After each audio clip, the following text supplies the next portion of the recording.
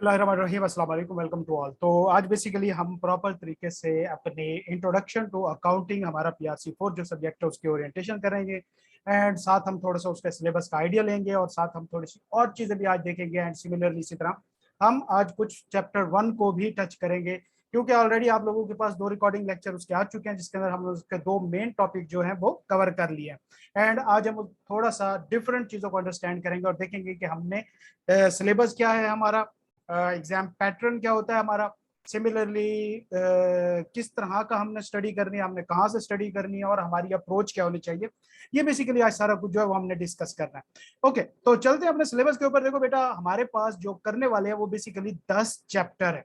अब ये चैप्टर जो है बेटा, बुक इसका नाम इंट्रोडक्शन टू अकाउंटिंग है, मतलब बेसिक्स स्टार्ट। जाहिर बात है कि एक PRC लेवल का सब्जेक्ट है, इसमें आपसे आई कैप कोई लंबी चौड़ी चीज डिमांड नहीं करता कि आप बहुत बड़ी बड़ी और कम्प्लेक्स चीजें जो है वो देखें। तो लिहाजा यहाँ पे जो आप देख रहे हो बेसिकली ये पूरी अकाउंटिंग का 5% भी नहीं है। तो लिहाजा हमें ये देखना होगा एग्जाम में सक्सेसफुल होने के लिए कि आई कैप हमसे इस सब्जेक्ट के अंदर डिमांड क्या करता है, ताकि हम उसी पैटर्न के ऊपर तैयारी करें, ना कि हम बेतहाशा स्टडी करें या बेतहाशा हम प्रैक्टिस करें। हमारा मेन फोकस 2 होने चाहिए। नंबर 1 तो फोकस हमारा पेपर पास करना होना चाहिए, एंड नंबर 2 के ऊपर हमारे कंसेप्ट क्लियर होने चाहिए। बेसिकली उसकी रीजन क्या है बेटा, क्योंकि अकाउंटिंग हमारा एक मेजर सब्जेक्ट है, ये आपका किसी लेवल पे जान नहीं छोड़ेगा, बल्कि PRC लेवल पे एक सब्जेक्ट है, कैफ में जाके तो भाई इसके 2 सब्जेक्ट हो जाते हैं। इस तरह फिर एडवांस रिपोर्टिंग को इन सारों को मिला के और उसके अंदर 80% मजीद ऐड करके फिर वो बनती है। फिर इस तरह MSA पे बात चली जाती है तो वहां पे भी अकाउंटिंग मौजूद है। तो लिहाजा कंसेप्चुअल क्लैरिटी इंपॉर्टेंट है हमारे इस सब्जेक्ट के अंदर। ठीक है, हमारे पास टोटल बेटा 10 चैप्टर हैं जिनको हमने कवर करना है। अब 10 चैप्टर्स में हमारे पास बेसिकली करने की क्या चीजें हैं, हमने क्या इसके अंदर सीखना है। हमारे पास जो 10 चैप्टर है उनमें से हमारे पास पहला चैप्टर अकाउंटिंग फंडामेंटल्स है। फंडामेंटल्स मतलब इसके अंदर हमारे पास डेफिनेशंस मौजूद हैं, मुख्तलिफ टर्म्स जो यूज होती हैं अकाउंटिंग के अंदर, इसके अंदर वो मौजूद हैं।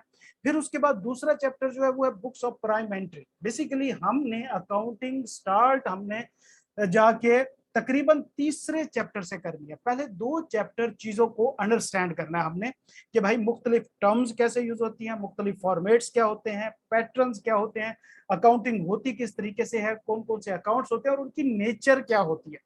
ठीक है, क्यों अभी हमने लास्ट लेक्चर में आपने देखा होगा रिकॉर्डिंग में कि उसके अंदर मैंने नेचर ऑफ अकाउंट्स के ऊपर डिस्कशन की थी, एलिमेंट्स ऑफ फाइनेंशियल स्टेटमेंट के ऊपर डिस्कस की थी। तो बेसिकली 2 चैप्टर जो है वो हमारे टोटल कंसेप्चुअल बिल्डर है, मतलब डेफिनेशंस हैं, उसके अंदर टर्म्स हैं, उसके अंदर फॉर्मेट्स हैं, वगैरह वगैरह वगैरह। जो प्रॉपर हमने अकाउंटिंग स्टार्ट करनी है, जिसको हम कहते हैं कि प्रैक्टिकल अकाउंटिंग स्टार्ट करनी है, वो जाके हमने चैप्टर 3 से करनी है, जिसमें हम जाके ट्रांजैक्शंस करना सीखेंगे, लेजर्स में एंट्रीज पोस्ट करना सीखेंगे, उनको हम क्लोज करना सीखेंगे कि लेजर्स अकाउंट्स क्लोज कैसे होते हैं। हम उनकी नेचर देखेंगे कि हर अकाउंट की नेचर क्या होती है, डेबिट क्रेडिट क्या चीज है और इससे क्या फर्क पड़ता है, कब डेबिट हो तो क्या क्रेडिट हो रहा होता है, किस तरह और क्या इंपैक्ट होते हैं। ये सारी चीजें हमने 3rd चैप्टर से स्टार्ट करनी है। उसके बाद जो चैप्टर 4 है बेटा, ये हमारा एक टॉपिक है अक्रूवल एंड प्रीपेमेंट्स। ये 2 चीजें अकाउंटिंग बिजनेस के अंदर नॉर्मली यूज होती है। तो मैंने पहले कहा था कि इस पूरे सिलेबस को, इस पूरे सब्जेक्ट को पढ़ते वक्त आपने अपने आप को एज अ अकाउंटेंट नहीं देखना या एज अ बिजनेसमैन नहीं देखना, बल्कि खुद को बिजनेस कंसीडर करना है एंड देन इसके ऊपर आपने वर्किंग करनी है, तो आपको बहुत आसान हो जाएगी चीजें। ठीक है, आपने खुद को बिजनेस कंसीडर करके चलना है। अच्छा, तो accrual and pre payments basically 2 एक एस्पेक्ट हैं फाइनेंशियल स्टेटमेंट के, हमारे फाइनेंशियल अकाउंटिंग के। अक्रूवल से क्या मुराद होता है ये हमने देखना है। जनरल सम आइडिया आपको दे देता हूं। अक्रूवल से मुराद तमाम वो पैसे जो हमने देने हैं बेसिकली, या हमने क्या कहते हैं एक्सपेंसेस ले लिए से कि हमने एक शख्स को बुलाया और कहा कि आओ जी हमारे यहाँ आप आके वायरिंग कर जाओ हमारी, या हमने कोई इलेक्ट्रिशियन का काम कराया, कुछ लेबर का काम कराया, देन हमने उसको कहा कि पैसे आपको हम देंगे 1 महीने के बाद। अब ये वाली चीज क्या है, बेसिकली ये हमने काम करा लिया, पैसे देने हैं, ये भी सर्टन हो गया। मतलब अब जाहिर सी बात है कि हम मुकर तो नहीं सकते, हमने पैसे देने हैं। अब पैसा गया कुछ नहीं है। ठीक है, तो लिहाजा 2 तरह की अकाउंटिंग होती है, कैश बेसिस और अक्रूवल बेसिस अकाउंटिंग होती है। तो हम इसके अंदर नॉर्मली अक्रूवल बेसिस अकाउंटिंग ही पढ़ते हैं। कंपनीज को बाय लॉ रिक्वायर होता है कि उन्होंने अक्रूवल बेसिस अकाउंटिंग ही करनी होती है। तो अक्रूवल से क्या बुरा था कि देखो बेटा भाई, काम हो गया है, पैसे नहीं दे, मतलब पैसे देने हमारे ऊपर बन गए, हमने दिए नहीं है। तो लिहाजा अगर हम डबल एंट्री कंसेप्ट के ऊपर चल के इसको देखें कि काम तो हो गया, एक्सपेंस हम रिकॉर्ड कर रहे हैं कि कैश गया ही नहीं है, तो दूसरा इफेक्ट इसका कहां पे जाएगा? तो फिर उन तमाम एक्सपेंसेस को जिनकी पेमेंट नहीं होती हम अक्रूवल का नाम देते हैं और उनको एज अ लाइबिलिटी अपने पास ट्रीट करते हैं। एंड सेम इस तरह प्री पेमेंट्स भी होती हैं। प्री पेमेंट से मुराद पहले एडवांस पेमेंट के बाजुकात हमने अभी सर्विसेज नहीं ली, पैसे दे दिए, मतलब हमने अभी तक काम कोई नहीं कराया, चीज कोई नहीं ली, पैसे एडवांस में पकड़ा दिए, तो अब इसकी क्या ही होगी? जाहिर बात है डबल इफेक्ट होना है कि पैसे तो चले गए, कैश तो हमारा कम हो गया, दूसरा इफेक्ट क्या होना है? तो फिर जाहिर सी बात है कि हम इसको प्री पेमेंट में लिखेंगे, हमारा ये एक एसेट होगा, फ्यूचर में हमें इससे फायदा मिलने वाला है, हमारे लिए ये एक एसेट बन जाएगा। इस तरह bad debt and doubtful debt, ये हमारा अगला टॉपिक है, चैप्टर है चैप्टर 5, इसके अंदर हम समझेंगे, ये भी दो टर्म्स हैं, डिटेल में हम इसको देखेंगे। थोड़ा सा मैं अभी बता देता हूँ, बैड डेट से मुराद दोस्त को दिया हुआ कर्जा, मतलब बाजुकात जाहिर सी बात है कि कंपनीज क्रेडिट के ऊपर सेल करती है, मतलब उधार के ऊपर सेल करती है। अब सारे लोग जो होते हैं वो हमारी तरह अच्छे तो नहीं होते जाके पैसे वापस कर दे, कुछ हमारे दोस्तों जैसे भी होते हैं, पैसे लेके भूल गए, तो लिहाजा हमेशा कंपनी को यह खतरा रहता है कि भैया देखो जो लोगों से मैंने पैसे ले लिया हो सकता है कुछ रिकवर ना हो। अब उसमें भी दो कैटेगरीज होती है। नंबर वन तो हमें श्योर हो जाता है कि भाई पैसा नहीं आना, डूब गया, से कि वो बंदा ही मर गया, ठीक है, वो बंदा का दिवालिया निकल गया, उस बंदे ने चिट्टा मुंह पे मुकर गया, इनकार कर दिया, हमें श्योर हो गया पैसे नहीं आना। और दूसरा हमें शक होता है कि भाई मे भी हो सकता है अल्लाह ताला इसको कभी शर्म गैरत दे दे तो ये पैसे हमें वापस कर दे। तो इन दोनों को हम क्या कहते हैं? एक पहला जो हमारा कंफर्म होता है कि भाई ये पैसे नहीं मिलने, उनको हम बैड डेट कहते हैं। तो जाहिर बात है कि जब हमने पैसे लेने होते हैं, हमने एक एसेट रिकॉर्ड किया हुआ है, जब हमने सेल की होगी उसको तो हमने अपने पास लिख लिया होगा कि इस शख्स से हमने पैसे लेने, तो लिहाजा अब उसने नहीं देने पैसे, तो नंबर वन तो भैया क्या इफेक्ट हुआ कि भाई जो हमारे रिसीवेबल हो गए, जो हमने लोगों से पैसे देने होंगे उसमें से नाम काट देंगे, तो एक इफेक्ट है। उसका दूसरा इफेक्ट कहां जाता है वो फिर हम देखेंगे कि भाई किस तरह होता है, बैड डेट एक्सपेंसेस वगैरह क्या होते हैं। और दूसरा डाउटफुल डेट, ये वो डेट होते हैं जिनके ऊपर हमें शक होता है, मतलब यकीन नहीं होता कि ये लोग हमें रिकवर करेंगे नहीं, लेकिन शक बहरहाल मौजूद होता है कि ये पैसे भी हमारे नहीं आने, डूब गए, उनको प्रोविजन फॉर डाउटफुल डेट्स कहते हैं और उसके लिए हम प्रोविजन क्रिएट करते हैं। तो लिहाजा चैप्टर 5 में हम इसको बड़ी डिटेल में देखेंगे। एंड इस तरह चैप्टर 6 डेप्रिसिएशन से मुतालिक है। डेप्रिसिएशन एक बड़ा डिटेल टॉपिक है कि जब भी कोई कंपनी, आप जाहिर सी बात है कि I2B आपने पढ़ी होगी और वहां पे आपने फाइनेंस के पोर्शन में देखा होगा कि हम बाजुकात एक ऐसा एसेट खरीदते हैं जिसके लिए हमें लॉन्ग टर्म फाइनेंस चाहिए होती है, हम फिक्स एसेट खरीदते हैं। इसी तरह हमने अभी देखा था कि एसेट हमारे दो तरह से होते हैं, एक होता है करंट एसेट, एक होता है नॉन करंट एसेट। तो लिहाजा करंट एसेट वो होता है जिसका हमें फौरन फायदा हो जाता है, ठीक है, मतलब इन शॉर्ट टर्म हमें 12 महीनों के अंदर अंदर उससे फायदा मिलने वाला होता है।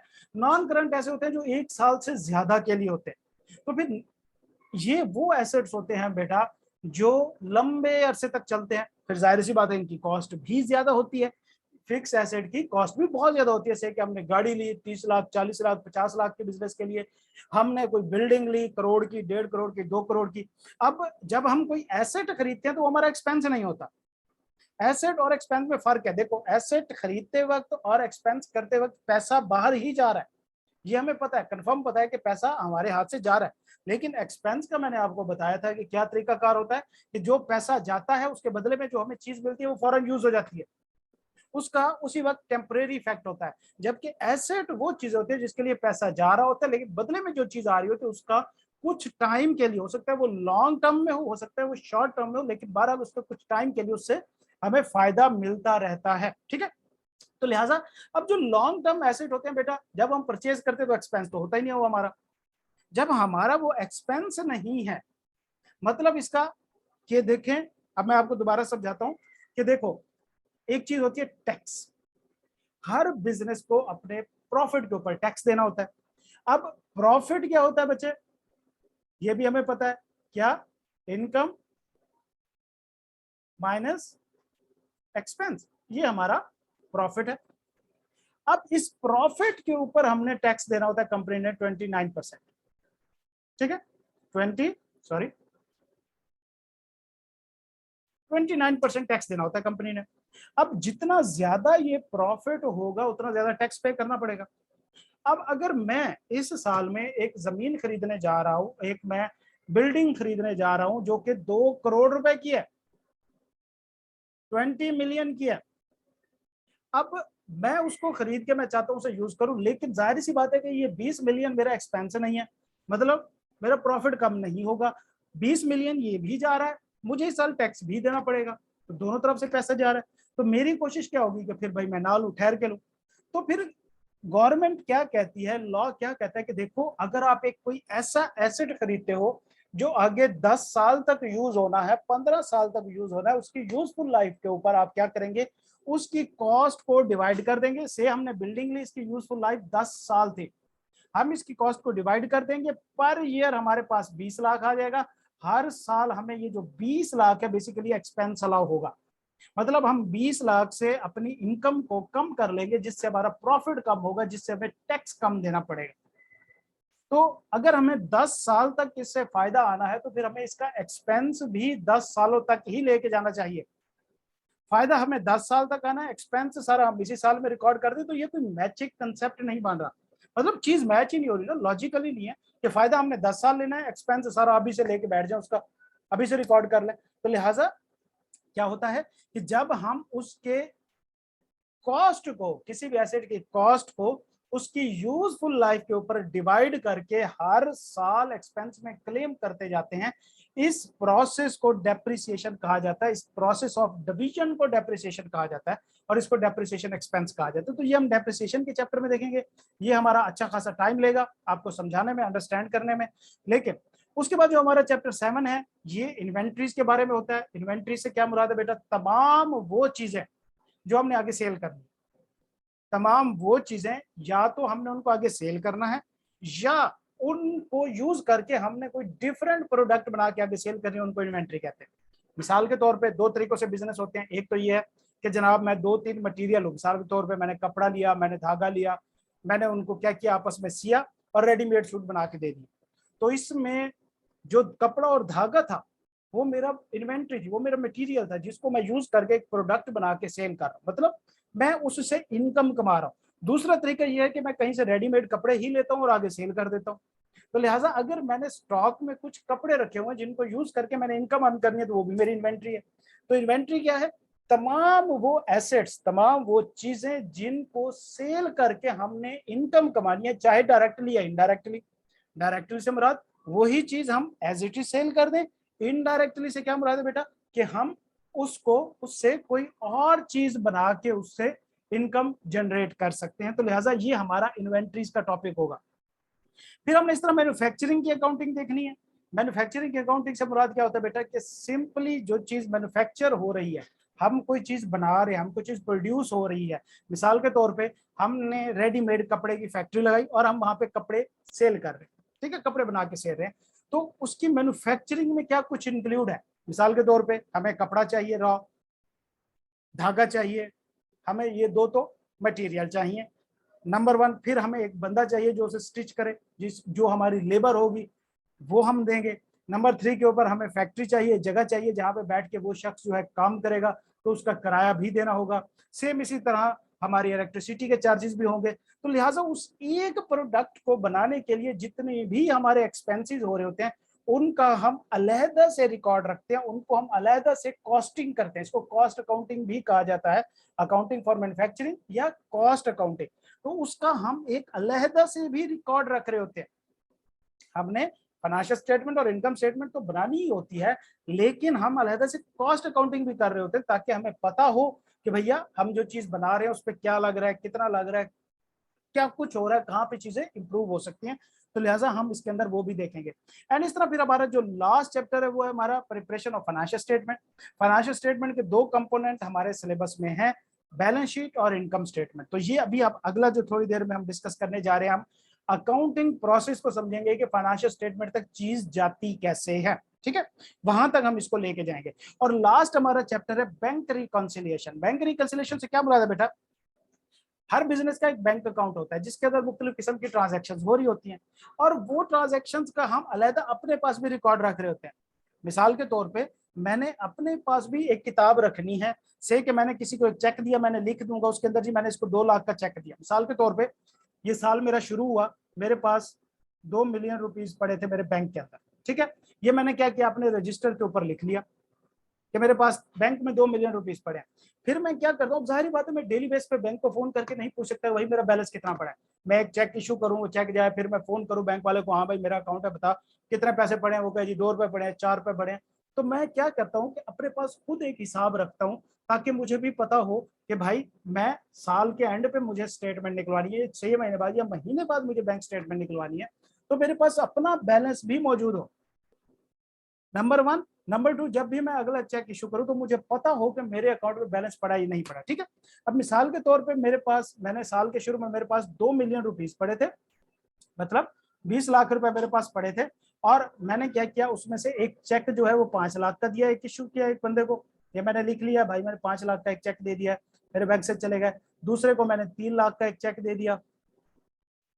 चौथा बंदा आया मेरे पास और उसने मुझे कहा कि भाई उसने मेरे पैसे दे रहे थे, मतलब मैंने उसे सेल की थी और उधार पे सेल की थी। उसका चेक मेरे पास आया, वो था 3 लाख का। मैंने अपने छोटे को भेजा कि जाओ भाई चेक जाके जमा करा के, ठीक है। एंड इसी तरह फिर मैंने एक और चेक इशू किया 2 लाख का, किसी को भी किसी किस्म के किसी भी माध्यम में मैंने किया। अब मेरे ख्याल में मेरी बुक, मेरे बैंक के अंदर कितना बैलेंस मौजूद होना चाहिए, तो 20 लाख था। 5 लाख, 3 लाख, 8 लाख और 2 10 लाख, 10 लाख चला गया, 3 लाख आ गया, मतलब 13 लाख रुपए, 1.3 मिलियन मेरे बैंक अकाउंट में होने चाहिए, ठीक है। ये तो मेरा एक हिसाब किताब था जो मैंने बुक का बनाई हुई थी। लेकिन साल के आखिर में जब मेरे पास बैंक स्टेटमेंट आती है, तब मुझे पता चलता है कि मैंने जब एक बंदे को जिसको मैंने 2 लाख का चेक दिया होता, उसने अभी तक कैश ही नहीं कराया। तो इसका मतलब जो मेरी बैंक में बैलेंस आ रहा होगा वो 15 लाख का आ रहा होगा, जबकि जो मेरी बुक में बैलेंस आ रहा होगा वो 13 लाख का आ रहा होगा।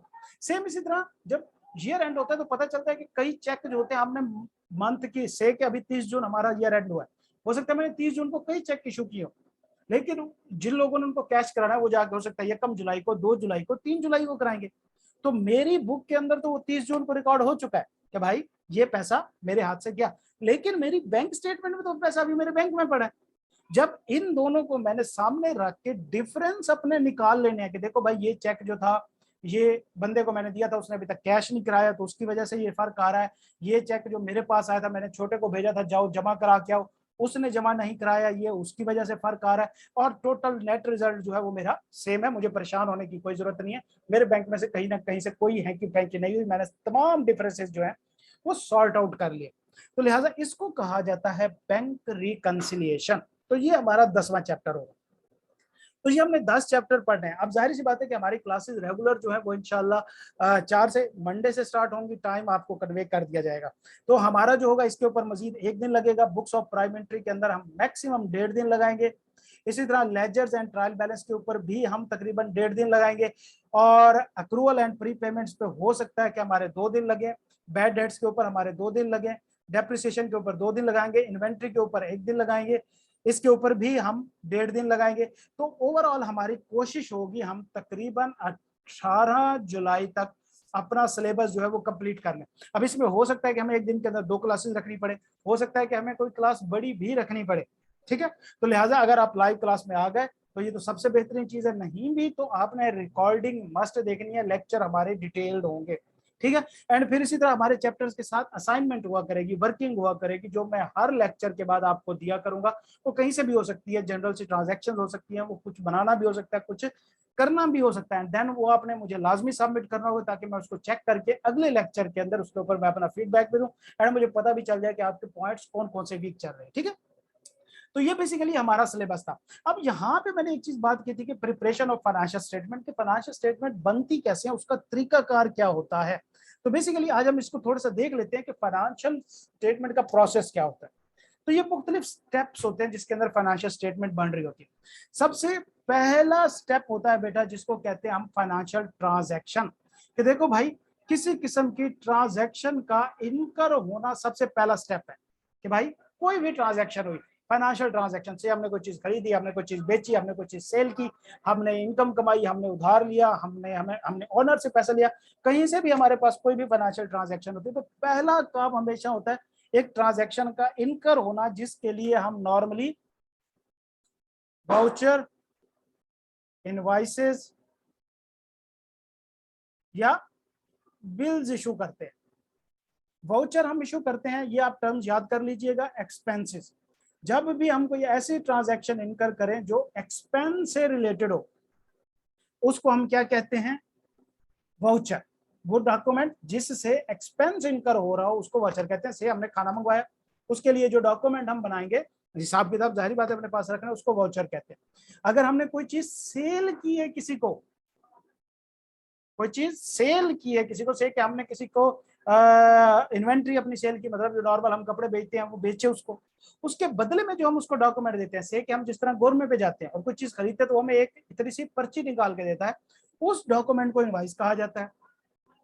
बिल्स इशू होते हैं बेटा, ये वो तमाम डॉक्यूमेंट होते हैं जब हम कोई चीज परचेज करते हैं और बदले में हमें मिलती है, बदले में हम इशू करते हैं। जब हम कोई चीज परचेज करते हैं तो बदले में हम कोई डॉक्यूमेंट देते होते हैं, उसको बिल कहा जाता है। ठीक है, सबसे पहला काम क्या हुआ कि ट्रांजैक्शन हुई। ट्रांजैक्शन जब होती है तो सबसे पहले फिर हम उसको रिकॉर्ड करते हैं। अब जाहिर बात है, हम देखे हैं ओल्ड स्कूल, हमें पता है किस तरह होता है बिजनेस में, कि वो रजिस्टर के ऊपर लिख लेते हैं। ठीक है, वो रजिस्टर के ऊपर लिख लेते होते हैं कि भाई देखो मैंने सेल की, किसको? मोहम्मद को 20,000 की। ठीक है, जैसे ही सेल हुई, फिर उसके बाद दूसरी सेल असलम को 10,000 की। तो मैंने एक सेल का रजिस्टर रखा होता है जिसके अंदर मैं सेल की सारी इंफॉर्मेशन लिखता जाता हूँ। ठीक है, वो कैश में हो रही है या क्रेडिट पे हो रही है या बैंक से हो रही है, वो भी सारी डिटेल इसके अंदर लिखता हूँ। फिर मैंने एक रजिस्टर और रखा हुआ है जिसके अंदर मैं एक्सपेंस की डिटेल लिखता हूँ। जैसे ही अगर मेरी ये ट्रांजैक्शन है सेल की, तो मैं क्या करूंगा, वो ट्रांजैक्शन अपनी इस रजिस्टर में लिख दूंगा, रॉ डाटा होगा मेरा। अगर वो मेरी एक्सपेंस की हुई है तो मैं उसको एक्सपेंस रजिस्टर में लिख दूंगा, जी हमने रोटी मंगवाई, हमने लंच मंगवाया, हमने जनाब जी इंटरटेनमेंट एक्सपेंस किए, हमने कोल्ड ड्रिंक मंगवाई, कुछ भी जो भी होगा हम एक्सपेंस वाले खाते में लिख लेंगे। सेम इसी तरह एक रजिस्टर मैंने परचेज का भी बना के रखा होगा कि जब भी मैं अगर कोई चीज परचेज कर रहा हूँ तो उसमें अगर मेरी कोई ट्रांजैक्शन परचेज की हुई है तो मैं इसमें लिखूंगा जी इन्वेंट्री परचेज की। देखो ये परचेज भी हम कर रहे हैं रोटी वगैरह, लेकिन ये क्योंकि फॉरन यूज हो रही है, इसके बदले में हमारा कोई एसेट वगैरह नहीं बन रहा, तो ये एक्सपेंस है।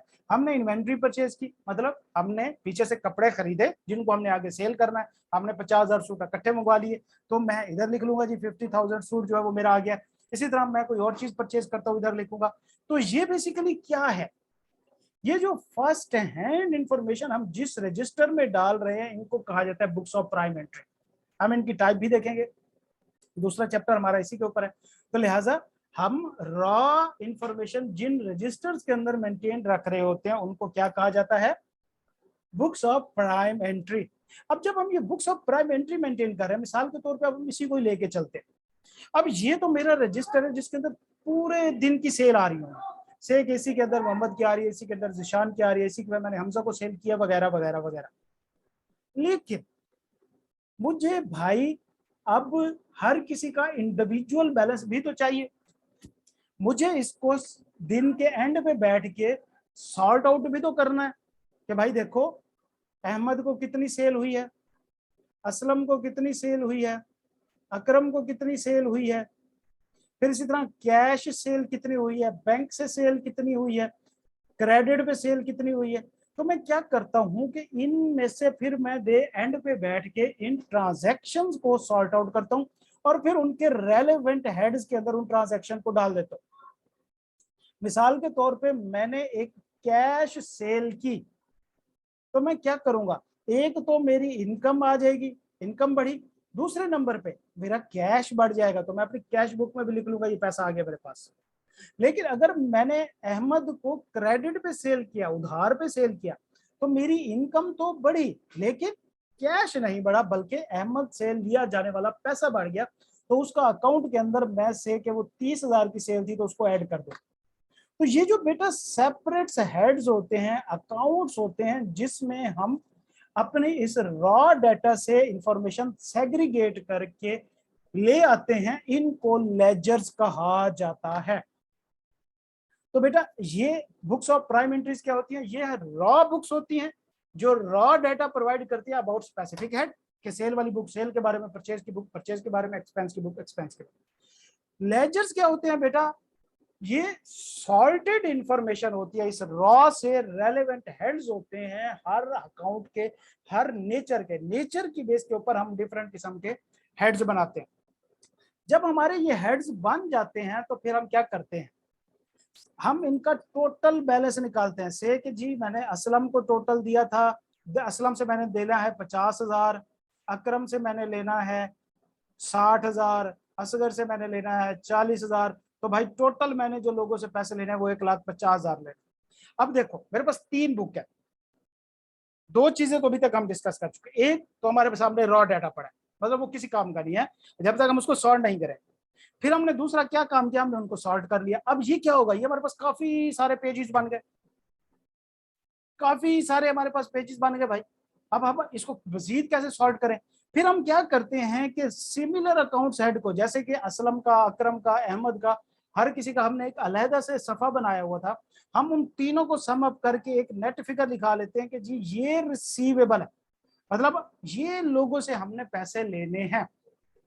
ये नेट फिगर जिस डॉक्यूमेंट के अंदर लिख देते हैं, एक पेज के ऊपर हम तमाम नेट फिगर्स लिख रहे होते हैं, हमारी इनकम कितनी है, हमारे एसेट्स कितने हैं, हमारे एक्सपेंसेस कितने हैं, वो जस्ट एक पेज के ऊपर आ रहे होते हैं। उस एक पेज को बेटा ट्रायल बैलेंस कहा जाता है, जिसके अंदर क्या होता है, net balance from all ledgers, कि जितने भी लेजर्स होते हैं उनका नेट होकर बैलेंस जिस जगह पे आ रहा होता है वो हमारे पास ट्रायल बैलेंस पे आ रहा है। इसके अंदर तमाम ट्रांजैक्शंस के जो अकाउंट्स होते हैं, तमाम अकाउंट्स का नेट बैलेंस इसके अंदर आता है, हमारे पास 1 पेज समरी आ जाती है। फिर हम उस 1 पेज समरी में से इनकम स्टेटमेंट और बैलेंस शीट बनाते हैं। मतलब इस ट्रायल बैलेंस के अंदर 5 तरह की चीजें आ रही होती है। इनकम आ रही होती है, जो एलिमेंट हमने देखे थे, एक्सपेंस आ रहे होते हैं, कैपिटल आ रहा होता है, लाइबिलिटी आ रही होती है, एसेट्स आ रहे होते हैं, नेट बैलेंसेस आ रहे हैं। तो हम क्या करते हैं, इस ट्रायल बैलेंस में से इनकम और एक्सपेंस को हम ले जाते हैं इनकम स्टेटमेंट के अंदर, और इससे हम क्या करते हैं, प्रॉफिट निकाल लेते हैं। और कैपिटल, लाइबिलिटी और एसेट्स, इनके जो बैलेंसेस होते हैं इनको हम बैलेंस शीट में ले आते हैं, और यहां से हमारी पोजीशन निकल आती है, फाइनेंशियल पोजीशन क्या है। तो ये 2 हमने फाइनेंशियल स्टेटमेंट तैयार कर ली। तो फाइनेंशियल स्टेटमेंट बनाने का प्रोसेस, अकाउंटिंग प्रोसेस स्टार्ट कहां से होता है, सबसे पहले ट्रांजैक्शन इनकर होती है, फिर हम उसको किसी रॉ रजिस्टर में लिखते हैं जिसको हम बुक्स ऑफ प्राइम एंट्री कहते हैं। वहां से फिर हम उनको सॉर्ट आउट करके अपने रेलेवेंट हेड में ले जाते हैं, उनको लेजर कहा जाता है। उनका नेट बैलेंस फिर हम एक पेज समरी के ऊपर लेके आते हैं, उसको ट्रायल बैलेंस कहा जाता है। और फिर ट्रायल बैलेंस से हम इंफॉर्मेशन अपनी इनकम स्टेटमेंट या बैलेंस शीट में लेके जाते हैं। ठीक है, तो ये बेसिकली एक तरीकाकार होता है जिससे हमारी फाइनेंशियल स्टेटमेंट्स बन रही होती हैं। तो ये छोटा सा मैंने आज आपको आइडिया देना था, वो हमारा हो गया। अगला हमने जो चीज डिस्कस करनी है वो ये है बच्चा, कि हमने स्टडी कहाँ से करनी है। तो बेटा हम स्टडी जो है इंशाल्लाह वो हम अपने नोट्स से करेंगे।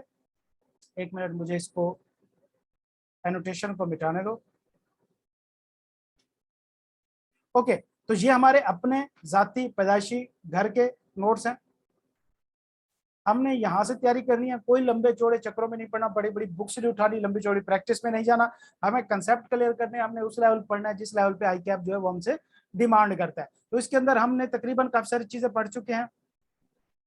देखें यहाँ पे हमारा अकाउंटिंग साइकिल है, जिसको अकाउंटिंग प्रोसेस मैंने कहा, transaction, book of prime entry, ledger, उसके बाद ट्रायल बैलेंस, फिर उसके बाद फाइनेंशियल स्टेटमेंट। नीचे हमारी ट्रांजैक्शन की डेफिनेशन मौजूद है कि कोई भी इवेंट जिससे हमें कोई अफेक्ट होता है, कोई भी अकाउंट, उसको हम ट्रांजैक्शन कहते हैं। बुक्स ऑफ प्राइम एंट्री की मैंने एग्जांपल दी हुई है, ये सिर्फ कैश बुक है।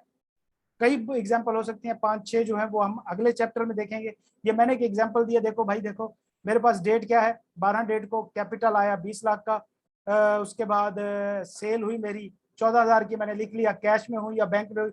इसी तरह 16 को AK लिमिटेड को मैंने सेल की या उसकी तरफ से पैसा आया, मैंने यहाँ पे बैंक के थ्रू आया 3,000 लिख लिया।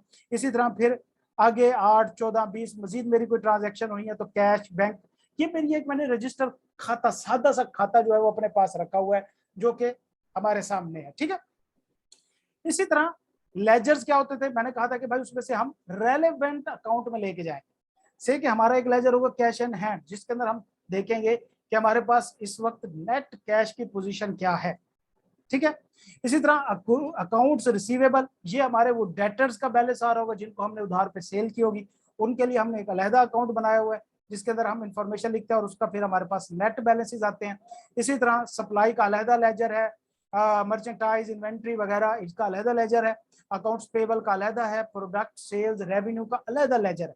तो ये क्या है, ये हमने इस बुक्स ऑफ प्राइम एंट्री में जितनी भी ट्रांजैक्शन होगी उनको सॉर्ट आउट करके हमने इन लेजर्स में लेके आना। तो ये कितने हो सकते हैं, ये बेतहाशा हो सकते हैं।